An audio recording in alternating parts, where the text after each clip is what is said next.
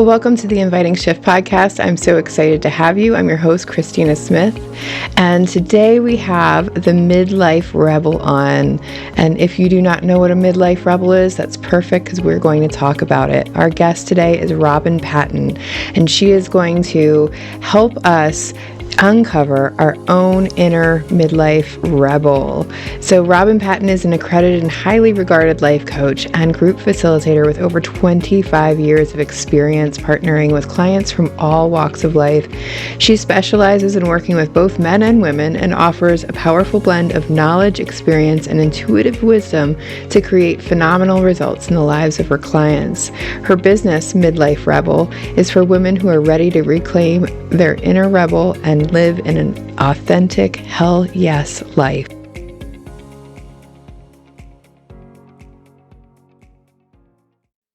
Well, welcome Robyn Patton to the show. I know you're going to love her. She's got the greatest energy and red hair, even though you can't see it. Welcome, Robyn. Thank you very much, Christina. What a beautiful compliment. I'm always open to receiving compliments. Oh, as we all should. So you call Mhm. yourself a midlife rebel. Tell us how you got to this and what it is that you do. Well, I had an experience last year where someone gave the word rebel back to me. They called me a rebel. And what I realized is, well, the first thing that happened was it landed so deeply in my body. And it took me back to when I was in my teenage years. I hadn't been called a rebel since then. I hadn't been connected to the word. And as soon as the person said that word to me, I felt a deep sense of, oh gosh, I really am a rebel. And I have been for a very long time, particularly since I've been in midlife for the last 10 years or so.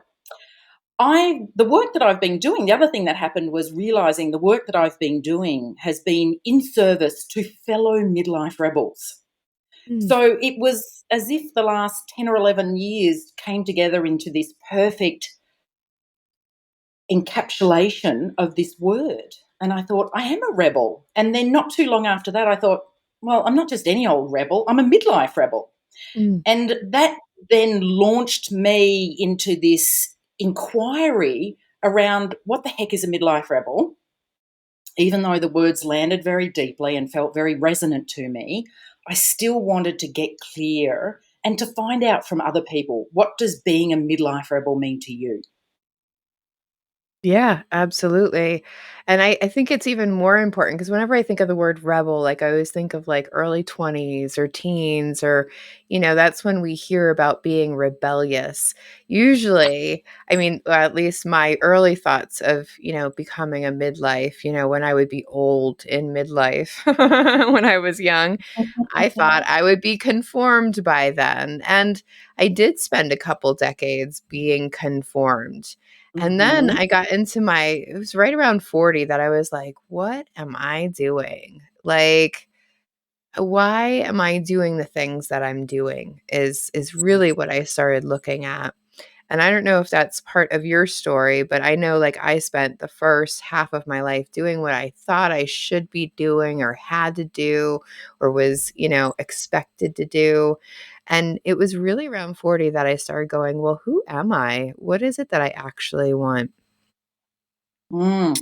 You've hit upon a really beautiful point. That questioning is exactly the crux of being a midlife rebel. Like you, I spent a good couple of decades doing the things that were expected of me, and quite happily. I was seeking a mate. I was, curious about having children. It was about establishing my career.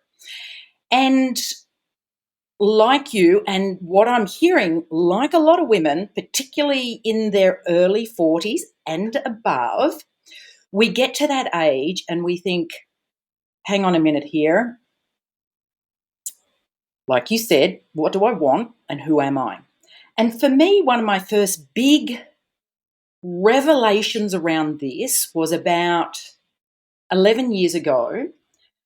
I had been doing some further study and looking more deeply into health and body image, and I came across intuitive eating. And it just blew open my world. I'd Mm. had a lifetime of dieting, restrictive eating, body image issues, and finding intuitive eating for the first time cracked open a whole new world for me. I completely rejected dieting. I started a journey of accepting my body and finding a different way. And I actually remember walking down the path of where I was living at the time and realizing I'm free. I'm free. And actually I jumped in the air. I was by myself. I jumped in the air and I was, celebrating the fact I am free. I felt free from dieting. And I had a massive realization then that wow, this has opened up a whole lot of headspace for me, a whole lot of heart space for me that was taken up with restrictive eating, thinking about my body, being worried and fearful about, you know, all aspects of eating and my body. And being able to release that meant that I had a whole heap of space for more love, more connection, more rabble rousing, getting out there and being more curious about what else was in the world that had been sold to me and Mm. being told to me as truth that I could actually come out from under and discover something different. So that's where the first rumbling started from me. I'm hearing, I've been now speaking to a lot of women since I, really hooked into and started talking about being a midlife rebel, that these moments can happen, these popcorn moments can happen in very small and seemingly inconsequential ways, but are deeply meaningful to the individual. I was speaking to a woman the other day and she was saying, you know what? I love soup, but I don't make it because my partner doesn't like it. So I've been making him his favourite meal for, 20 plus years and sort of denying myself soup. She said, just recently I started thinking, you know what? I'm going to make soup. I'm going to make soup for dinner. And if he doesn't like it, he can sort out something for himself. Mm. Now, you and I could think that that's just a moment in life. But the truth is when we connect those dots, we are actually identifying what is my truth? Mm. That What is is really my truth? beautiful. Yeah. Yeah. I had one of those realization moments that I didn't realize I came from my parents came from immigrants. So it was all about working hard. Working hard is a success. If you're not making enough money, you're just not working hard enough or whatever those things are. But Mm, the thing I took was hard work equals success. So I left my corporate job because I was going there in tears every day for like a year. And I was like, maybe my inner wisdom's trying to tell me something. Maybe something's wrong here. But mm, even when I went into my own business, I realized that I wasn't having as much fun as I thought it would be. And it was because I was forcing myself to do all the hard stuff first. And whatever wasn't hard, I somehow made hard because it's hard work that equals success, not enjoying your work that equals success. So it was like a whole new paradigm that I had to flip around and go, could the opposite be true? Could it I actually enjoy my work and be more profitable while I'm enjoying it? And I got to tell you, the less hours I work, the more money I make because I put my heart into those things. So it's really about like rethinking all of these ideas that we were given is what I'm hearing from you is like whatever these ideas were that we were given, like we had to have the house and the white picket fence and the 2.4 children or whatever. And I had a really great on life paper and I mean great on paper life. Let's get that right. Um, and I was miserable. I was so miserable and I couldn't figure it out because I was doing all of the things I should be doing. I was paying my bills and we could even put money in savings, which was a huge thing over how I grew up. And mm, yet I was really, really unhappy. And I had to start asking myself that, like, why did I think this would make me happy? And I remember it was because my parents told me, hey, when you graduate college, you're going to be happy. When you get your job, when you get a promotion, when you get married, when you have a house, when you have children, you're going to be happy. And then by mm, 40, I had done all of those things. And I'm like, I ain't freaking happy. I was crying every day. And so I really had to start doing all of that inner work of really figuring out who I was, not mom, not wife, not worker, but who is Christina? The messaging is strong. And what I find really interesting, and I appreciate what you're saying, because I think there's so many different variations of that story that women carry.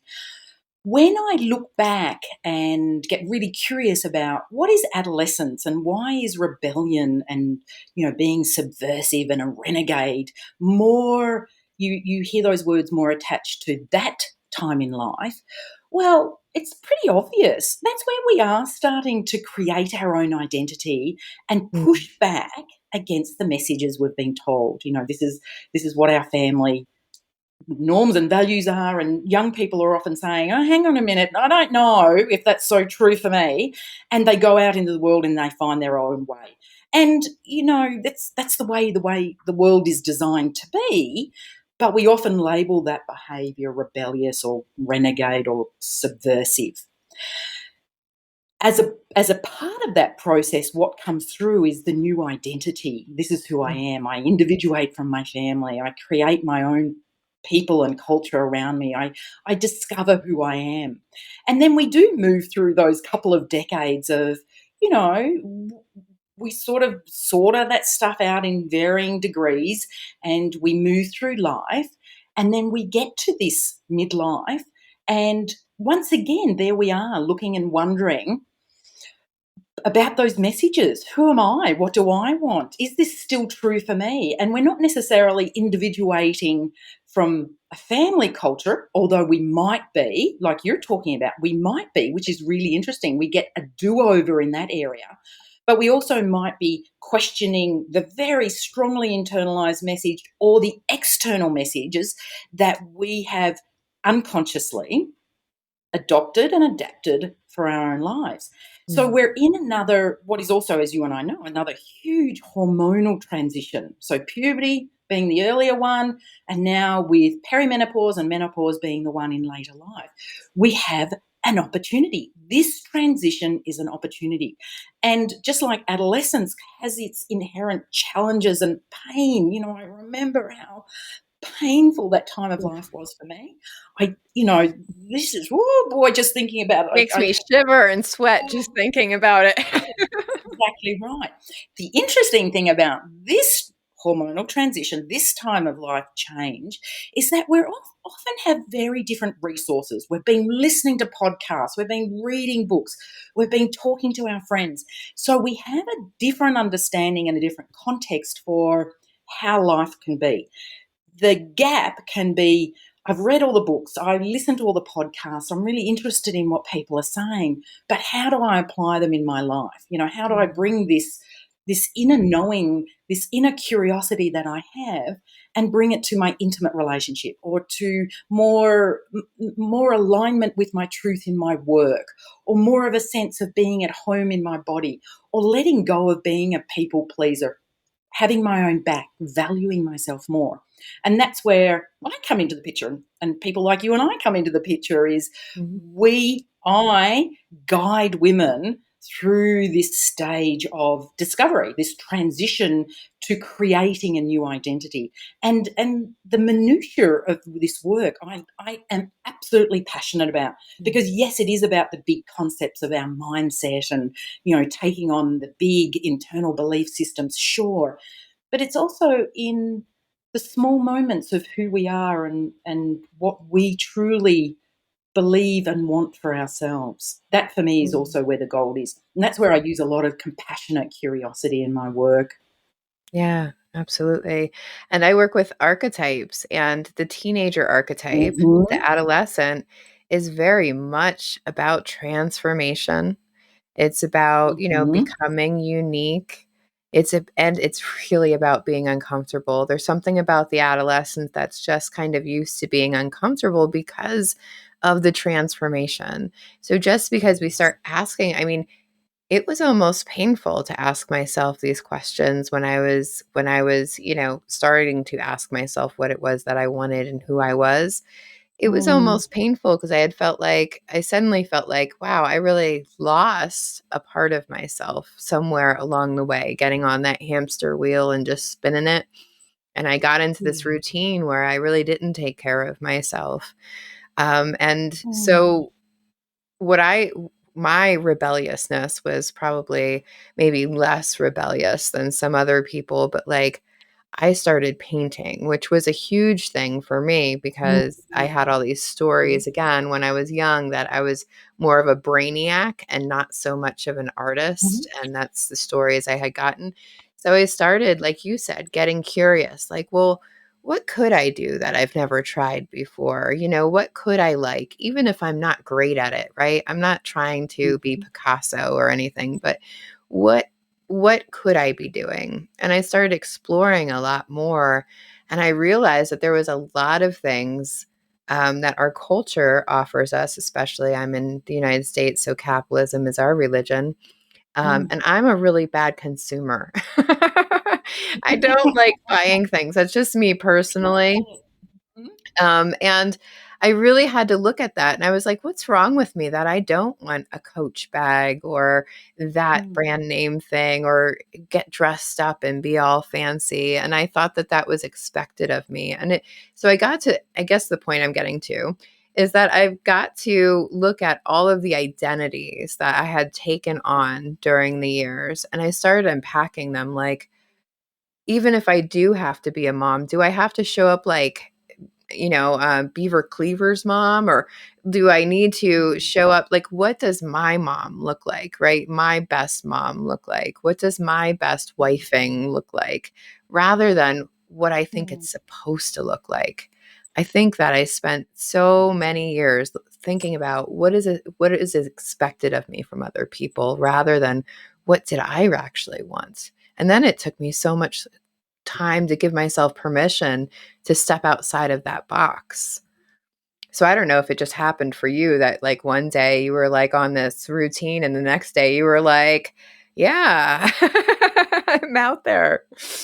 Yeah, I would love to say, yes, it was that easy, but this is an ongoing journey, Mm, Christina. This is an ongoing uncovering of, because your point around even finding the language and regulating my nervous system to the point where I can say, this is what I need, boundary setting and speaking to my needs. I wasn't taught, mentored, or shown how to do that. I needed to go out and to learn those skills for myself. Like you said, this doesn't happen overnight. We go into the arena and we practice and we find out that it's uncomfortable and it brings up, very uncomfortable feelings of, am I doing the right thing? Am I fitting in? Am I going to be liked? Am I safe? Am I keeping the peace? And I love what you were saying about archetypes because within my work, Midlife Rebel, I've identified 3 archetypes that it's really worth getting to know and becoming familiar with because they are an access to what's on the other side. How have these 3 served us, and what do we need in order to bring them closer and so we can access the other side? And the archetypes are going to be really familiar to you and everyone who's listening. They're familiar to most women, and it's the good girl, mm, the little girl, and the mean girl. So, mm. to varying degrees, many of us have these archetypes within us. And my work is about getting familiar and listening and becoming aware of how they're showing up in our life. When we think about the little girl, she's the part in us that is hiding. The part in me that doesn't want to show you my greatness. She's keeping Sure. me safe, but she doesn't really allow others to see who I really am. Mm, She served an important role, mhm. but where is she stopping me from really stepping into growing the F up, Right, right. claiming who I am? Mhm. The Yeah, that good can be the girl is wounded. really Is the that peacemaker. I'm sorry. Um, is No, the go inner ahead. the little girl, is she the wounded? Would she be wounded then? Is that what's happening with her? She's just I think yeah. all these parts in ourselves, there is an element or an aspect of there being a wounding. Mm. Something for many of us, something Mhm. happened at some point, and we created a story, or we became a particular way in the world in order to keep us safe, protect us, and keep us belonging, so that we weren't rejected. It's Mhm. it's really deep sacred work, I find, because it is Yeah. about acknowledging these aren't parts of ourselves that we're banishing. They're parts in ourselves that we want to get really curious about and show a lot of that, I was saying earlier, that compassionate curiosity towards. Mm. Some acceptance. The Beautiful. Keep good going. girl, I think. The acceptance, exactly right.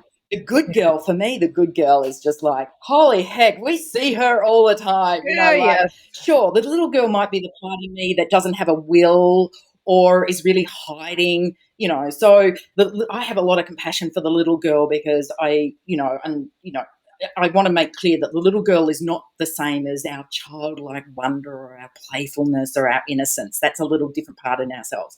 But the little girl has lots of complexity in her. Whereas the good girl within us, we can all go, oh yeah, I know what you're talking about there. Oh yeah, Yeah, people pleaser. that's the one that is really working. The people pleaser, the one that's really working hard to keep it peace and keep us being light. She's the Mhm. one that says yes when I really want to say no. It's Mm. the part in ourselves where we abandon ourselves. It's the little girl who's often behind that abandonment. She puts other people first before ourselves. Mhm. If you want to like how you show up every day of your life, then you need to get intentional. And that's part of the intentional and aligned method that I will be presenting soon. But for now, I want you to get really clear. What is it that you want? Who are you now? What's most important to you? So that you can get clear on your intentions.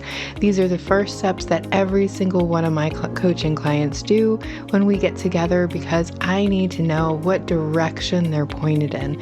So if you're not sure what direction you're pointed in, I have created the intentions blueprint for you. You'll get the first 3 module overviews of how exactly I take my clients through all the steps to get exactly clear on how it is that they want to show up, what their intentions are, so that they can feel good about themselves even when the goal doesn't turn out the way that they want to. It's a very simple process, and I've outlined it all in the intentions blueprint. You can grab the link below or go to christina-smith.com/intentions blueprint.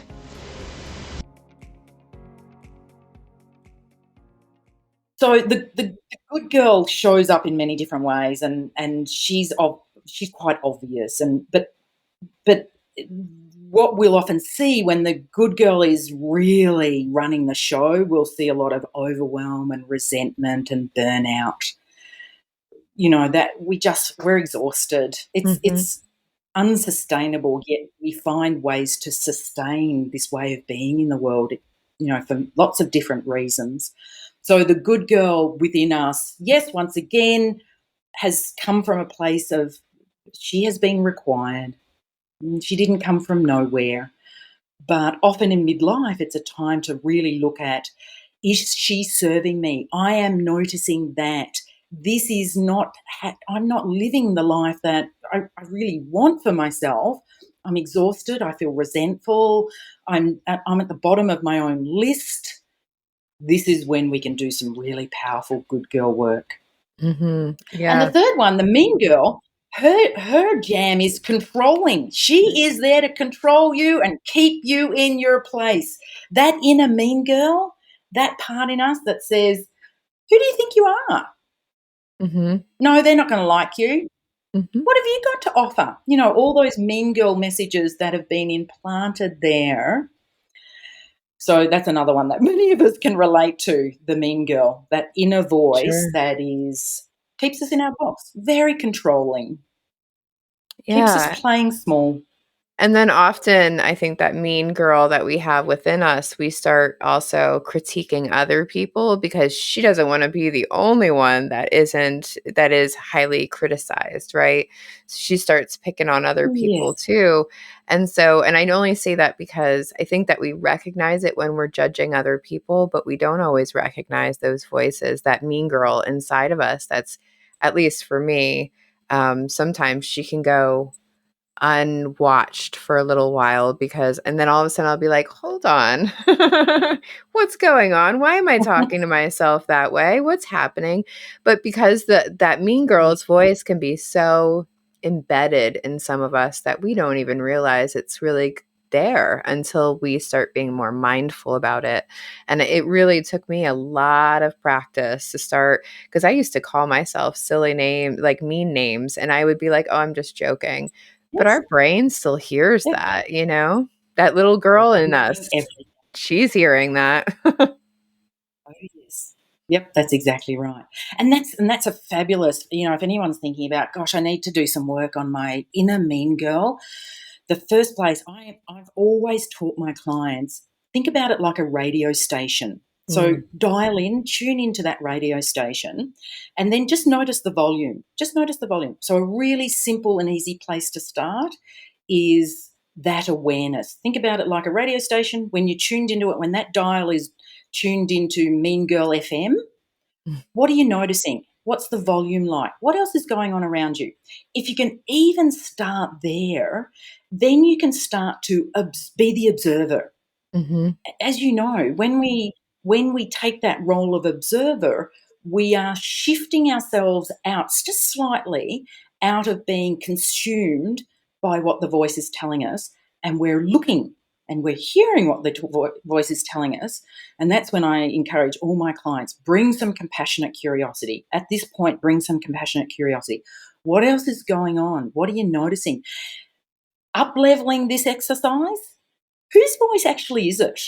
mm. Sometimes we can do the work to uncover, you know what? It's actually not my voice. It's mum's or dad's or another caregiver. It was somebody else. It's a Or that art societal teacher. message.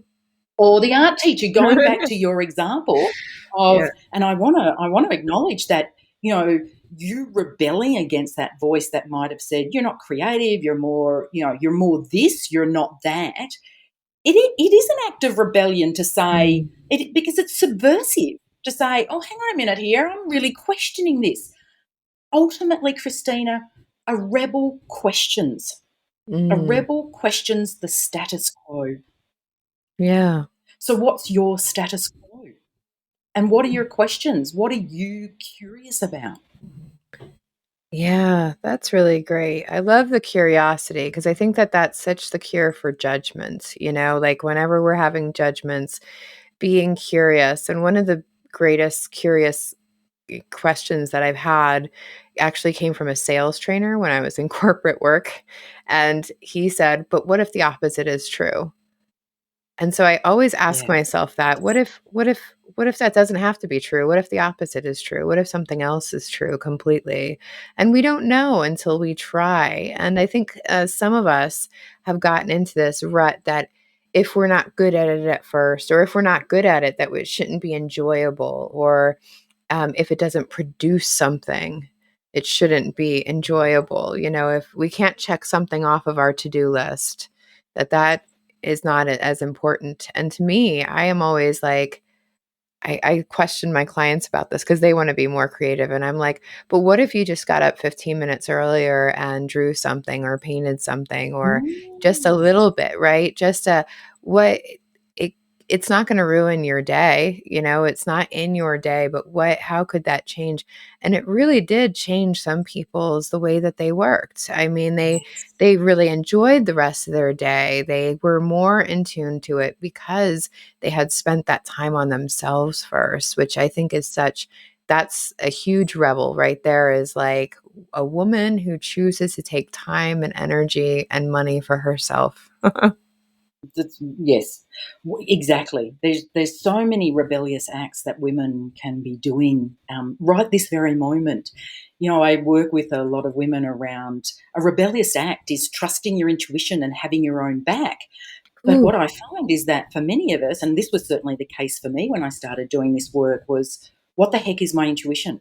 What is Mhm. this trusting myself that we're talking about here? That everyone's, I think there's a lot of assumptions made that we all know what it means to, and we're all doing it already. We just need to do more of it, or we're not doing it and we know how to do it. Whereas the work I've found over all these years for many of us starts with finding out what is our inner knowing. Mm. How do we tap into that? Then moving on to the really, really big work and the rebellious work of learning to trust yourself, listening to that Yes. voice, Mhm. having your own back. Mhm. I The just did a confidence. really Sorry. exactly, Yeah. yeah, no. I just did that brings to mind, just recently I've interviewed a friend of mine who's dying. She's a fellow midlife rebel. Mm. And the messages she had there for, I asked her the same question because that's what I'm curious about. What does it mean to you to be a midlife rebel? And the overwhelming sense I got from her was do the things today that give you a new experience of yourself. Show Mm. yourself that you are courageous. Show yourself that you are wise so that you have these things, these experiences in you, within you, so that when or if life presents its really big challenges, like it has for her, a terminal diagnosis, you Mm. have shown yourself, I am brave, I am courageous, I am wise. I can trust myself no matter what I can happens, trust that myself. piece, yeah. Exactly. And That's I think that exactly there's so many women that are afraid to try new things because of fear of failure, fear of making yes. a fool out of themselves, and it's like, but they forget that failure is part of mastery. Like no one becomes a master without having failed at least X amount of times, whatever that is. You just don't get to professional without making mistakes. And so allow yourself to make the mistakes so that you can get better and look at And them. also Yeah. really curious about what are you protecting yourself from? There'll often Hmm. be underneath, there'll be a sense of Hmm. I'm protecting, and that's really for me, it's really interesting to what identity are you saving or protecting yourself from that's stopping you from taking that risk or doing that thing, going further, Hmm. finding out what that is and giving that part in yourself a whole heap of reassurance, speaking directly to that part. I know um, most people be aware that at this age in our 40s and 50s, it's not uncommon for marriages to come to an end. We are start, and particularly for women to end the marriages, and that was certainly my experience. And you know, that's that's a very public and substantial risk to take to say Hmm. this is what I'm going to do. For some women it's been a long time coming. For me it absolutely caught me unawares that this was what I needed to do. It doesn't need to be on that scale. It might be the big scary thing you need to do might be leaving a job like you were talking about earlier, Christina. Hmm. It might be ending a relationship. But it can also happen, like you were saying, it can also happen in those small moments of, I've been told I'm not the fill in the blank one. But Hmm. is that really true? Hmm. Yeah, I think it's the part where some women for the first time look in the mirror and start going, actually, that's not so bad. Like we get to start. I think there's a lot more acceptance that I have in my 40s that I didn't have before. And that to me is like the ultimate suffering that I was having in my Yeah. 20s and 30s is life just wasn't showing up the way that I wanted to. And now in Yeah. my 40s, I'm just like, yeah, and it's not going to. So I'm going to have to trust myself that I can get through this because I've been through the last 40 some years. And now I need to move forward believing that whatever I have is enough. And it's going Yeah. to show up however it's going to show up. So I just have a lot more acceptance, which brings me so much more peace and then Mhm. gives me more space to start being curious about myself rather than Yes. having to worry about every damn bump in the road and what everybody else expects and what everybody else wants. I mean, I'm one of those people who I got an empty nest and I am gloriously fine with it. Like, I Love love it, my leave it, child. sister, I hear you. I love my child. I mean, I would love to have him anytime to visit. And it's really nice not having the responsibility for other human beings. So for me, I really walked into it enjoying it and going, wow, this is my time. And I'm hoping that there's lots of women out there that are also thinking, wow, what is a midlife rebel? What does my midlife rebel look like? Mhm. And I mean, it like Robyn's saying, it doesn't have to be some huge thing. It could be, but it could be just, you know what? I'm going to work on loving myself more. I'm going to work on really starting to tune into this intuition. And these are small steps, like we've been saying, that take, it's just inching towards it. But Mhm. at least we're going in the direction that we want to go. And we know is true to ourselves. And that's what feels really good. Because I was thinking the other day, and this is going to be very vulnerable, but I was thinking the other day when I was in the middle of a busy coaching week, and I was just like, my brain was going, why do you do this? You listen to all this stuff and then you just blah, blah, blah, how a brain can do sometimes. Mhm. And then I was like, yeah, why do I do this? And then I really sat within my body, within my intuition and my inner wisdom. And there was like this, and I was like, oh, right, this is exactly what I'm supposed to be doing. That's why I do it, because that is what not supposed to be from the outside world, but supposed to be from my own internal validation.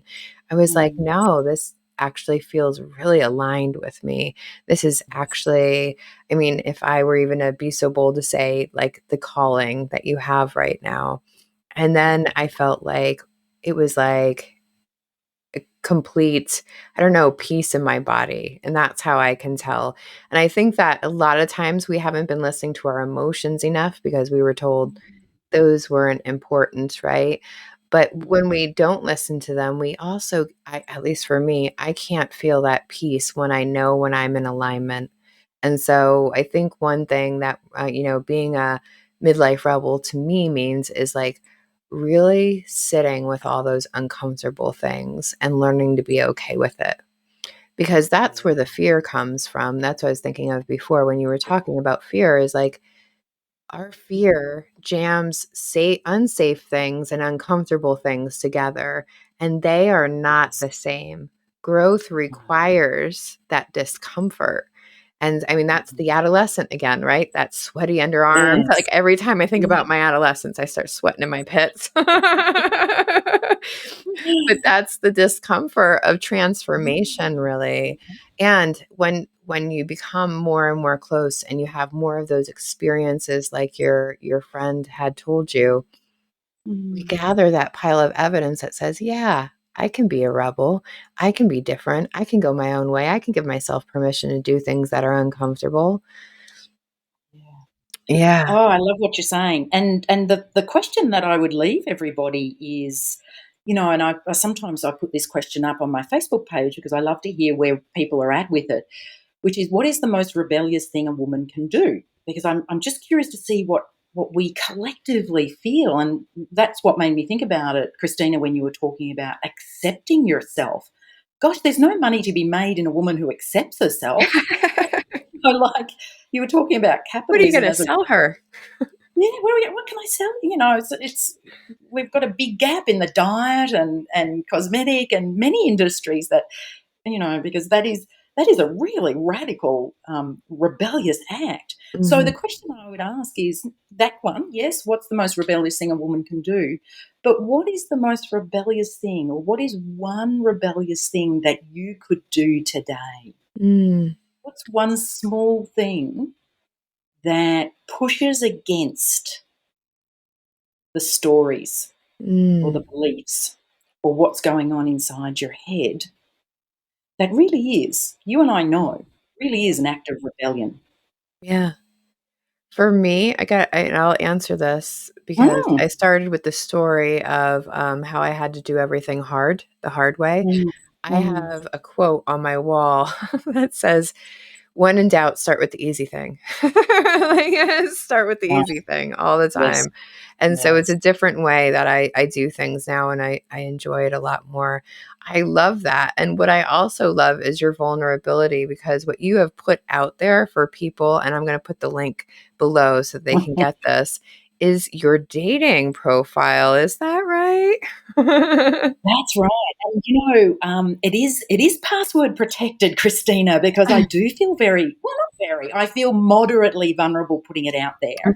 But I've checked in on all my levels and very happy to share it. What I found was when I left my first marriage, I had to give myself some time, and we did that very unconventionally. That was a very loving, kind, and respectful process. It was a Mm, very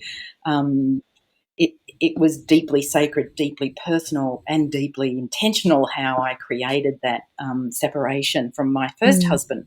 Gave myself a couple of years, and then sort of went back out in the dating world and found it once again one of the most biggest personal growth areas that I could imagine, and took it on as an opportunity to learn about myself. It opened up lots of different areas for who am I as a woman, what do I want. And one of the key elements through that was crafting my dating profile over the years as I learnt more about myself and what I wanted. mm, And it ended up being the profile that attracted my now second husband. We got married last year, and mm, he's my wild man. He's the one who keeps me.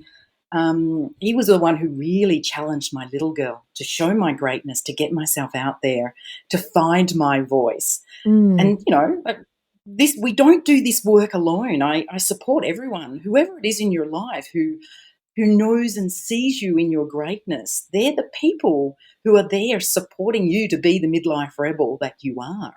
mm, And I want to share it because whether you're dating or not, whether you're single, married, divorced, separated, whatever your state of life is, I think I remember a little while ago, a woman shared her dating profile, and I thought, what a generous gift. It felt like a very vulnerable, generous gift. mm, So when it came time for me to think about, what I would like to, that part of me that I'd like to share, it felt very instinctively authentic, that this would be something that, irrespective of where you are in your life, you might like to read as an insight into what me, as that midlife rebel, as a dating midlife rebel, what I was creating for myself at the time in order to bring into my world mm. exactly what I wanted.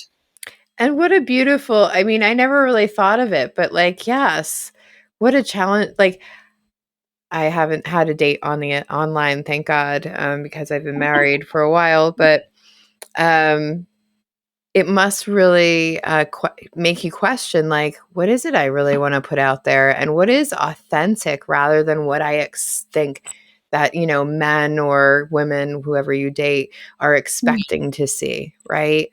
So yeah, Authenticity is my what a great highest value. opportunity to like really explore yourself, and like, what is it I want to share about myself with the world.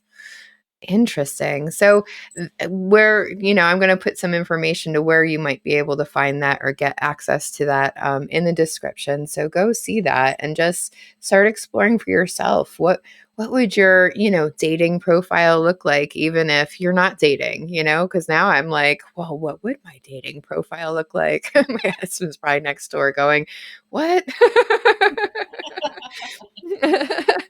But yeah, I just think it'd be a good experiment or exercise for me to try. So thank you so much for being here today. I really love your energy. I hope y'all are going to go follow Robyn.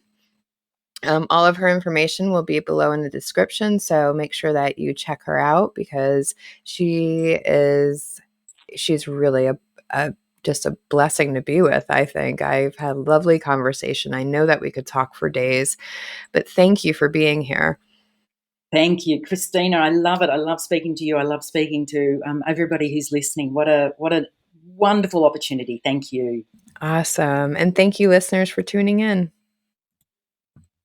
Hey, one more thing. When we are all more confident and full of self love, we can act more intentionally and mindfully. What would a world like that look like? I want to know. One way that you can help me with this vision is to subscribe, rate, and review our podcast wherever you listen to it. It helps more than you know, and it's just a few clicks to help me create a more beautiful world. And as always, remember to be gentle with your humanness.